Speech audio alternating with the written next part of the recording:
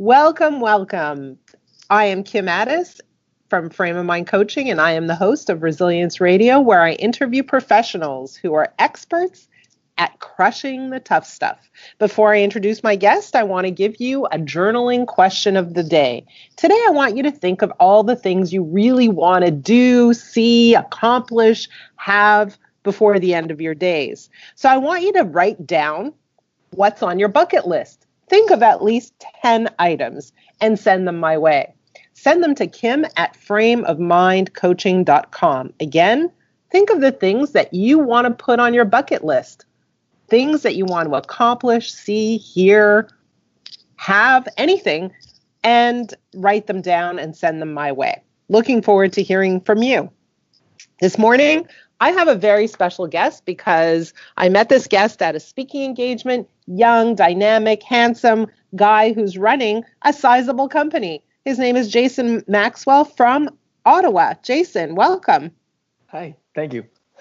Welcome. I'm so happy to have you here. So you are running a company called One Clean Air. Is that right? That's right. One Clean Air. That's the name. Okay. So what is One Clean Air? What do you do? So One Clean Air, we do commercial and residential duct and carpet cleaning. So the air duct, the ventilation system, or cleaning carpets. Okay, so I'm going to go down a very interesting road here because I get about 2-3 calls a day from people who are asking me if I want duct cleaning services. How do you get your business? So we do multiple different things. These guys are, I think they might be good for us because most of the people know that they're not really good. So that give us an advertising for a real duct cleaner that do quality work. But for us, we'll be doing some online advertising on some Googles. We do pamphlet. We do some specials for repeat customers to get them back. And some Facebook advertising. That's what we would be doing. Okay, so you don't call people like cold calling and asking? Never. Never. This is something that we'll never be doing. Is just even us, from those people that you say they call us at the shop to see really if we want some duct cleaning. Just they're calling all the numbers. Okay, so I have a question. What do you think of those guys, and how should we deal with them? Because I'm sure every single person who's listening is sitting there going, "Yeah, I've had those calls before." What's the best way to respond? Because it feels a little bit invasive. I believe that you could look at it in a funny way as people call for no reason, but you could maybe there's some way that you can play with those people because you can't really win. They'll always be calling you. Whatever you do, whatever list you pay to be on it, they'll always be calling you. So if you can just joke around and have some, they sometimes don't speak super well English as well. So right. Maybe just joke around a little bit, but don't let them go in your house. We had some bad experiences from customer that used them before. Never use them. Never use them. So how do you differentiate yourself from them? Because when we think of air duct cleaning, that's what we think of right away. So how do you make that separation? How do you create a different view, a different reputation around duct cleaning? So what we noticed in the past, it's duct cleaning was more taboo in the past just because people don't understand what we're doing in the house. We have equipment that makes some noise, and then what happened? So what we changed in technologies is taking some before and after pictures just to see the value. You kind of know that you'll be breathing better because you know you had them done, but if you didn't, maybe you won't notice the difference just because that's how humans are. But when we take before and after pictures and we show the real difference, people understand how bad the air in the house they were breathing, and a lot of people see the difference in regards of quantity of dust that was in the house that is not there after we pass. And there's a way that we differentiate from those people in regards of the quality people. Whenever you call us, we're super knowledgeable in regards of question that you have in the service and explaining you deep the way we do the service. Sometimes those salespeople will just go super briefly and they don't really have the tools or the way to know that knowledge because they're not really doing it actively. So I want to pause here because this is an important message for people to hear. You're taking pictures. Yeah. What are you taking pictures of? Like, how do you take pictures of the dust in the air? What do you like, right? So we create access panels. So there's the return on the wall. We open those and we see the before and after, or we do access panels. So connect or hoses to the system to do the vacuum, we'll be taking some before and after pictures. We open the system. You open the system and you take pictures of the panels before and after. And so Inside. Yeah, inside. So what you're really saying is that sometimes the real message is delivered when people have a visual demonstration of the effect that they're living in. That's right. Until they know, they maybe see that they have allergies when they're in the house, but they don't know why. And two solution. Well, there's three main thing. If you have allergies in the house, it's either your carpets are dirty, allergens are in it, ducts are super dirty, or the product that you're using to clean the house is one of them. And they need to see. Until, even if we did the best job and it was full of dust, there was an inch of dust all over the place, until they see it, they don't realize how bad it was. Mm-hmm. So this is valuable for me because those people who are listening are a lot of them are running businesses, and a good question to ask is, how can we create a visual demonstration of the impact of our work, our service, our product? How can we create a visual change to show people what it was like before and then what it was like after? I think that's very, very powerful. So I want to go into learning a little bit about you on a more personal level. You're 24 years old. Yes. You're a young guy and you run a big business. You have how many people working for you? We're 24 right now. 24 and 24. Yeah, we just got the new one 2 weeks ago. Amazing. So, that's a fairly sizable company. You have how many teams going out to do the work? We have 8 full-time teams. 8 full-time teams. That's pretty amazing. And you went to school. What did you take while you were in school? So for me, school, I didn't know what I really want to do, but I did accounting just because I was good with numbers, and I went to accountant. And if I see my dad always with the business before, I wanted to know the inside numbers to be able to manage something. So not really because I liked it, just because I want to understand the numbers. Mm-hmm. So your father was running this business before, yes. And you were in school. And then were you working there in the summers? Like, how did it work? So for me, whenever I was younger, well, I'm still young, but I was just doing part-time working when the guys were taking off. I was really working in the office when I was younger. And then in my last 2 years of school, something happened as first time ever, there's a course that I didn't pass. I got like 58.7 and the teacher didn't want to let me pass the course. And I tried everything and all the nice words, but she didn't let me. She said, like, you didn't pass. And right. I didn't understand why. And but the main reason is because of that event, I started working with my dad in the office because I had to wait 6 months before finishing the course, before going to university. And I just loved it. So that's where without that, I would have just continued to university. But I started working with my dad and saw the improvement and the growth of the business going just for helping him. Okay, so that's how I started. How long was he running the business before you stepped in and took over? And I want to get to that big event in your life, but how long was he running the business by himself? It was about 25 years. It was him. Wow. And there was my mom in the back end just doing the paperwork at night after her shift, and it was only him. And then after in the range of 25, 26 years, I started helping him, but he was by his own. Okay, so he was on his own for the first 25 years. And how big was the company in terms of the numbers of people who were working? Like, however you can share that with us. In maybe the best season, it was in the 8 to 10. So we were about up to 10 maximum. 8 to 10 people. Yes. Okay. And so you stepped in. At first, you were just kind of working because you were hanging out, waiting for your new course to start. And so you got involved. And then you finished your schooling and you decided to join more permanently. Is that accurate?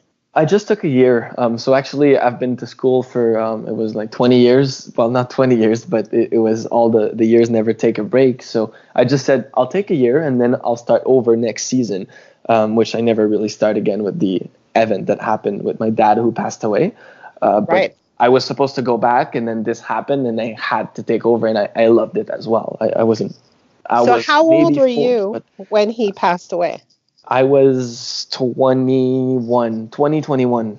Wow. And so was that a sudden event? Was he sick? Like, was that something that was a shock, or was it something that you expected? It was shocking. He was in great shape. It's just something that happened in the hospital. He passed in all the holes of the system to finish where he was, but it wasn't expected.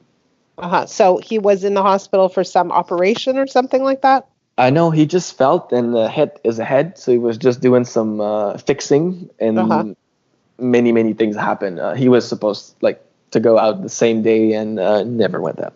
I see. So he was doing something, fixing something. He fell, he hit his head, ended up in the hospital, and that led to his death. Something like that. Something like that. Okay. So do you have any siblings? Siblings is? Brother, sister.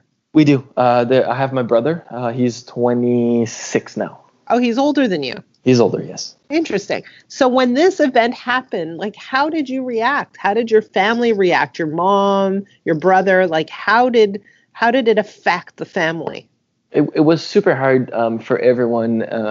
For me, I think I just put everything on my shoulder just to maybe help the family as much as I could. But for my mom, it was devastating, and she couldn't work, she couldn't do anything because they've been together for 30 something years. And they were hoping to do everything in the future together. My uncle, which is the brother of my father, my dad was the leader of the family, the one who put everybody together, and the one who leads. If something happens, he'll take care of it. So the leader was gone, so the family was like, well, what are we doing? Because he was always leading to everything, activities, putting people together, or helping anybody. He had always a solution. So how did it affect you on a personal level? You were young. When people lose their parents at the age of 40, 50, 60 even, it's pretty devastating. I can't imagine how you felt at the age of 21. I still don't understand how I felt, or what's the exact feeling of losing a parent. It's super hard. I just don't feel I've maybe even lived it so far, even 3 or 4 years after, as what I did, I just worked. So I completely closed everything, and I was just working as I was almost new in the business, and I had to take over everything and put everything on my shoulders. So that the feeling that I should have lived, which most of the people lived, but not really me. I was just working to put more effort because I was stressed about maybe making sure that the business was running, and all the families, making sure that they eat and that they get their jobs still. The employees that have been there for so long. Right. So your reaction was actually not emotional. Your reaction was to say, okay, I have a huge responsibility right now. I don't have time to feel bad. I have to roll up my sleeves and jump in and take over the business. That's what I did. Yeah. I was no emotion. Really? Going forward for a goal.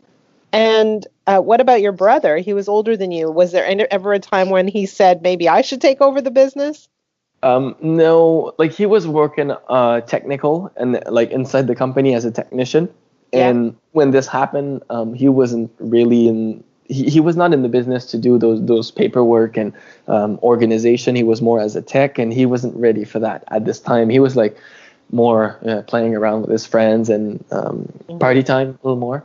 And now he's with us, but it took a good year and a half before he does anything and get involved in managing the business. So what was the difference between you and him? You grew up in the same family, but you had a sense of responsibility. You had a sense of leadership.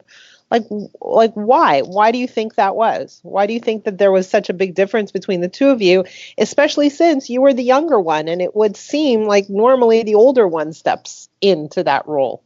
Yeah, it would have been this. He was more in maybe the party side as me. I didn't get too much in it because once I start working in the business, I've never been too much a partier. Once in a while with some friends, but I like to feel good the next morning, so I always make sure that I'm good the same day. But he was more still partying, and he wasn't ready, so he didn't want to take that responsibility. And me, I just felt like I was ready because I've been there for about a year doing what my dad was doing. So, and he prepared me on the same summer just before that happened, as I was managing the business for 3 weeks, 4 weeks as he was in vacation, which he never took that long vacation. But so that's kind of prepared me, and I got everything. So at this time while I was managing, because it's super hard when you're the young kid managing the 40 years old. It is hard. Yeah. And how does your brother handle you leading him? Maybe at this time it was hard because he didn't want to listen often. In the past, now we're a super good team.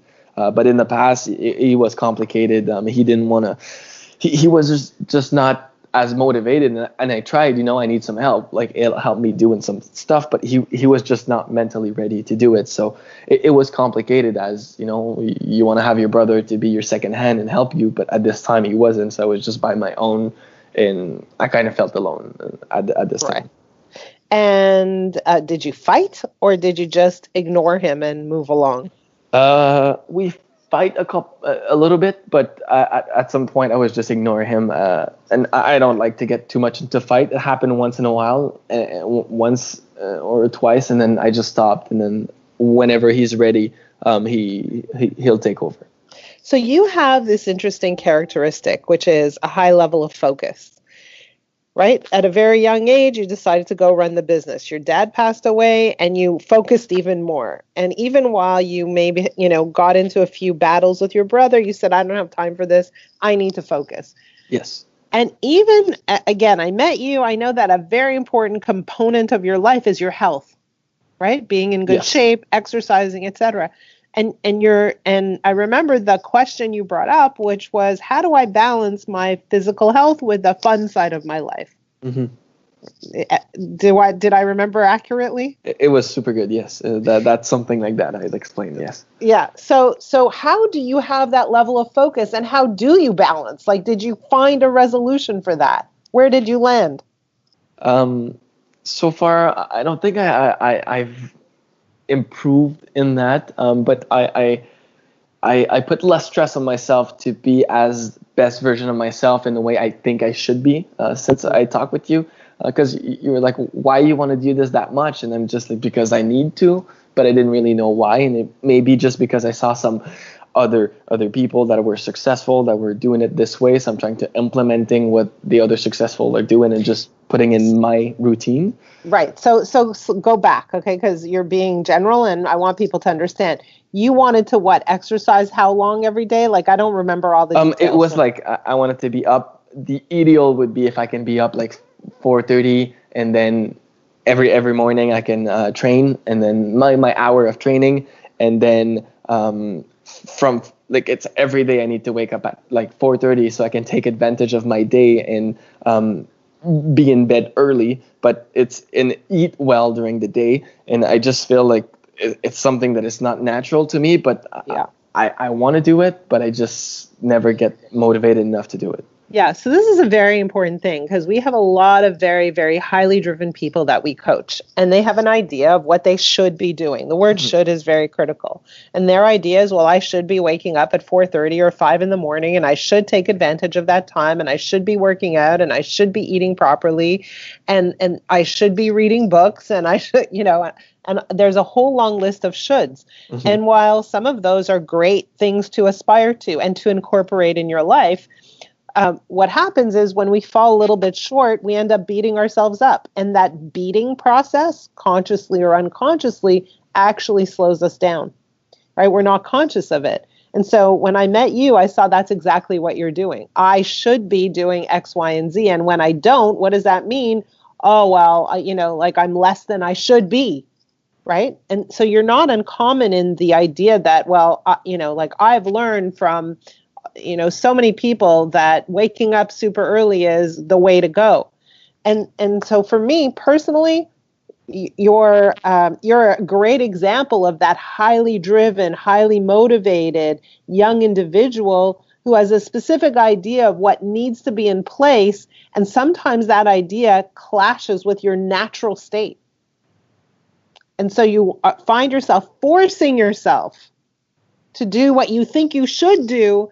And when you do that, you're in conflict with yourself. You're in a battle. That battle actually slows you down. Takes very interesting. Right? Yes, you're right. Yeah. So you're running this company. It's grown quite substantially. You're part of a group called Tech. And for those of you who have never heard of Tech, Tech is the executive committee. And it's a group that runs all over Canada. And you're in a group that runs in Ottawa. What's it like to be in this group? You're probably the youngest one in the group. What is it like to be around other people who have been running companies longer and maybe are just older than you?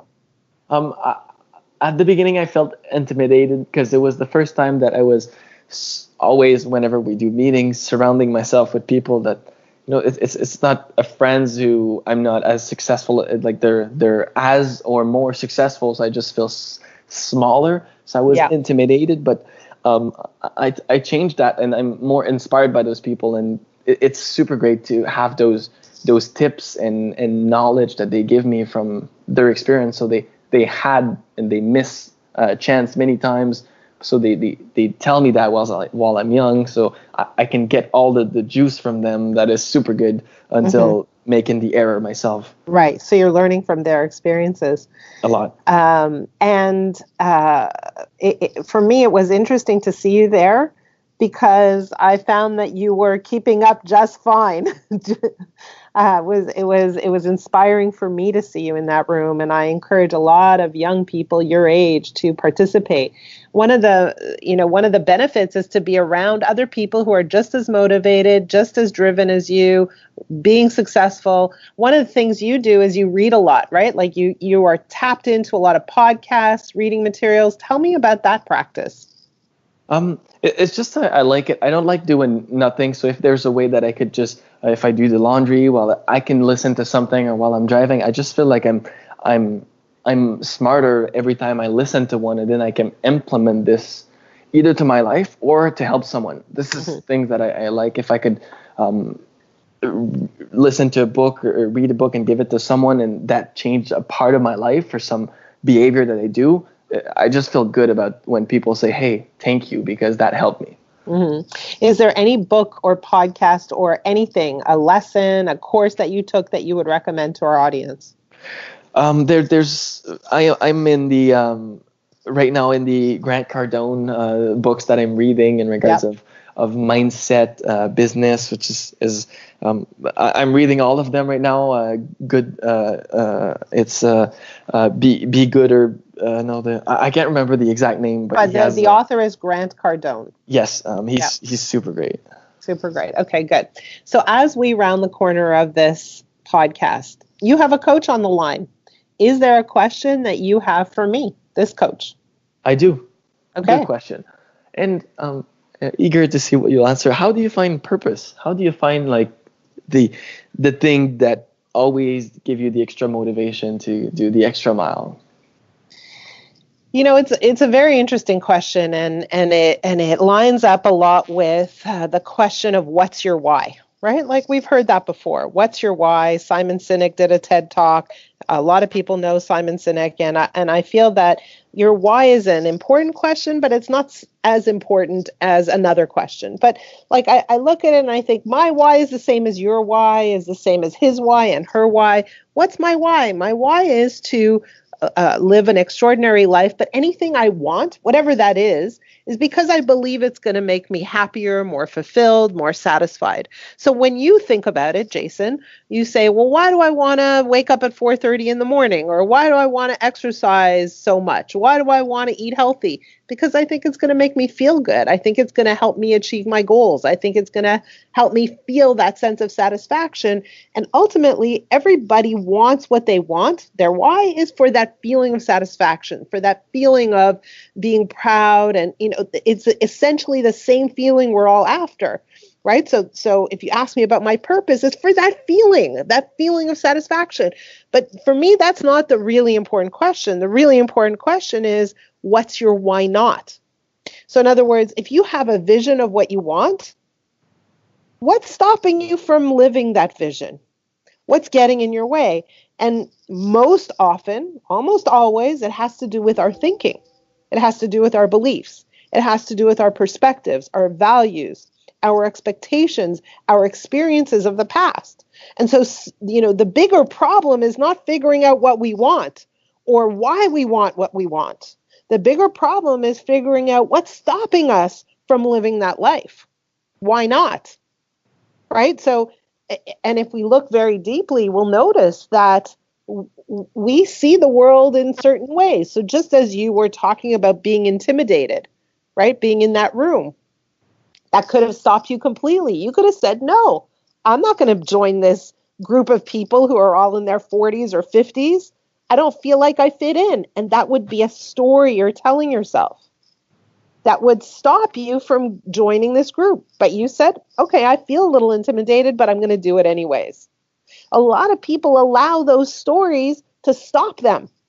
And it could be anything. It could be, well, I'm not smart enough. I'm not good looking enough. I'm not young enough. I don't have enough experience. I don't have enough education.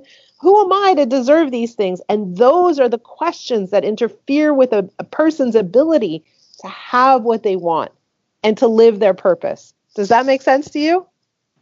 Makes too much sense. Yeah, a lot. Makes too much sense. So we often say, what's your purpose? And okay, it's a good question, but the bigger, the more important question is, what's getting in your way? What's your why not? What's stopping you from living what you really want? And when you stop and ask someone to tell their story of why not, now you start getting somewhere. And that's what I do from a coaching perspective. I work with very highly driven people like you, and even highly driven people feel frustrated. They feel stuck sometimes, or they bump into the same problems over and over again.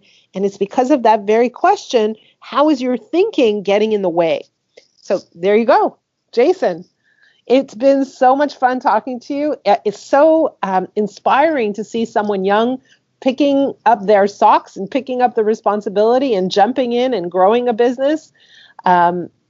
You've been through a hard time and you seem to have really a lot of resilience to kind of move on and stay focused, even when everything's not always going your way. So my hat's off to you.